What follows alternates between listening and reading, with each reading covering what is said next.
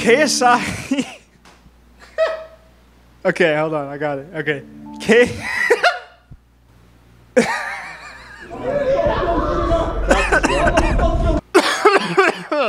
KSI is doing a 2v1 boxing match versus Anthony.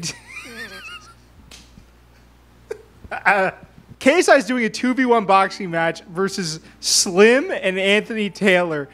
And I think this might be actually the end of the road because, and I say this every single video, I know, and it's not just to generate clicks, but it seems that KSI finds new depths every single time he comes out with a new fight announcement. It used to be that he was fighting Amir Khan, which I thought was kind of weird, but at least the guy was a real boxer. I mean, he fought guys like Canelo Alvarez. That's one degree of separation from the greatest, one of the greatest boxers in the sport. And now he's gone all the way down, not to Mike Perry, not to maybe, I don't know, any other name that would have been more sellable than this. He goes to a 2v1 match, which is Misfits' own brand, which, by the way, has been very openly criticized by the public. He goes to that brand, and it's against two of the, I guess, biggest names in the promotion at current. I guess the two biggest names that make sense because you can't do Dean the Great. Can't really do Logan because he's on Logan's side now, and they've already fought twice. Nobody wants to see a third one of those. The one thing that I've always said is that KSI is running out of options. I think he's run out of directions to go, and he's kind of just concocted this fight out of his ass. Wow, does this fight seem gimmicky?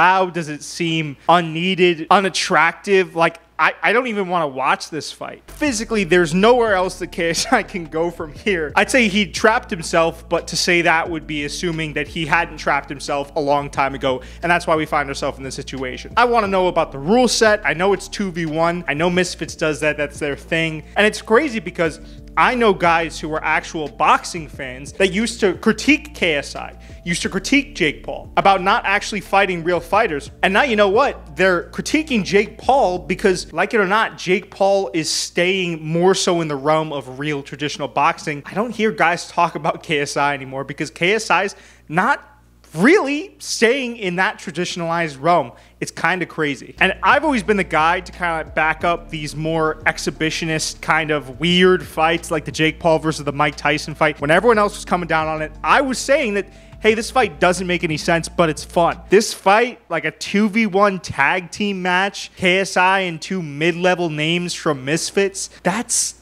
just not a fight that even I'd want to watch. It doesn't have any real ramifications. Like, if KSI loses, he's fighting two guys. Does anyone expect him to win this? Does anyone expect him to lose this? I don't really know what to think, and maybe that's part of the problem here. I'm so confused with the rule set, the style, the format, how there wasn't some grand reveal. It kind of was just released like any other card in the X Series lineup. I mean, the marketing for Misfits recently has been trash. Ever since that big Logan Paul and Dylan Dennis card, ever since then, it's been downhill. I'll just go ahead and say it. I might sound like the biggest hater of all time here, but I do want to see KSI do well because he's a fun boxing entertainer, personality, and all that good stuff. He's a guy that puts on really fun fights, gets knockouts, so I want to see him fight. The guy has just been taking L after L after L. You know, fight cancellations. He had the whole controversy with Joe Fournier when he seemingly elbowed him for the knockout. He had the whole thing with Tommy Fury when he cried and complained about getting that fight overturned. I've never seen a guy speedrun ending his own career in boxing so quickly. And now we have this fight, and, you know, it's not going to be a bad fight, I don't think. To me, there's no future that I think springs from this fight unless a bigger name that's outside of the promotion gets involved.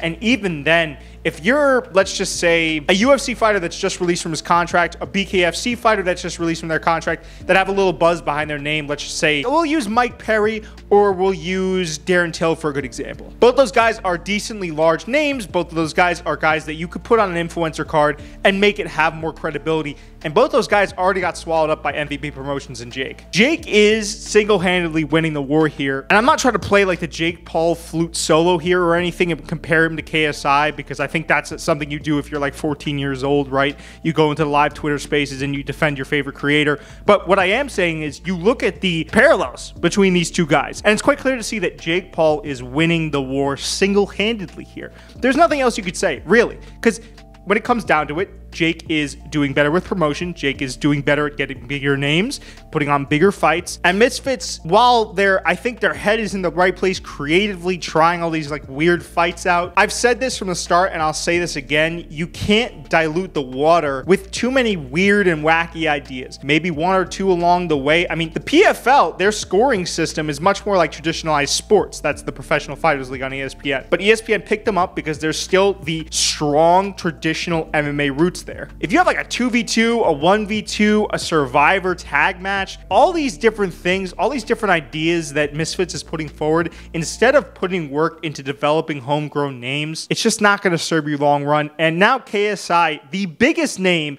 in the promotion, is not getting any traction because of it. I think it's also not just a KSI problem. I think it's a problem that's indicative of the entirety of social media boxing. You no longer have that kind of appeal that's there. That you have that new wrapping on the shiny gift, right? That's not there anymore for influencer boxing. And we did a video covering that. Now you have to work on sustainability, and the section of the sport as we know it has not really stood the test of time. So it's kind of a double-edged sword. Without further ado, guys, that's been your video for this week. It is your boy, the combat consultant, the soundboard god, Jacob Cooperman. And I'll see you in the next one.